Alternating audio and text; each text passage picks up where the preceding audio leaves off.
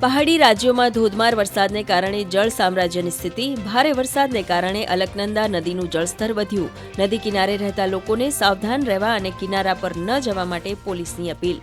ચમોલીમાં વરસી રહ્યો છે મુશળધાર વરસાદ. શ્રાવણના સોમવારે કાશી વિશ્વનાથ મંદિરમાં કરવામાં આવી વિશેષ પૂજા અર્ચના. મોટી સંખ્યામાં ભક્તો દર્શન માટે પહોંચ્યા. ભગવાન ભોળાનાથને રીઝવવા માટે મંદિરમાં કરવામાં આવી વિશેષ આરતી.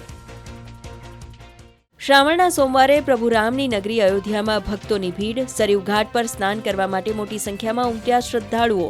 શ્રાવણ માસમાં સરયુમાં સ્નાન કરવાનું છે વિશેષ મહત્વ. બિહારમાં મતદારો પર ભારતીય ચૂંટણી કમિશનરે આપી મોટી જાણકારી. કુલ 7.89 કરોડ મતદારોમાંથી 7.24 કરોડ મતદારોએ પોતાના ફોર્મ જમા કરાવ્યા. 22 લાખ મતદારોના થઈ ચૂક્યા છે મૃત્યુ. 26 લાખ મતદારો મળ્યા નહીં કે પછી અન્ય કોઈ જગ્યાએ થયા સ્થળાંતરિત, જ્યારે 7 લાખ મતદારો અન્ય કોઈ જગ્યાએ છે નોંધાયેલા.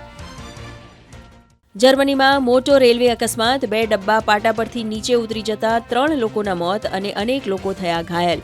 દક્ષિણ અને પશ્ચિમ જર્મનીને જોડતી એક પેસેન્જર ટ્રેન પાટા પરથી ઉતરી. જે ડબ્બા ટ્રેક પરથી ઉતર્યા તેમાં અંદાજિત 100 મુસાફરો હતા સવાર.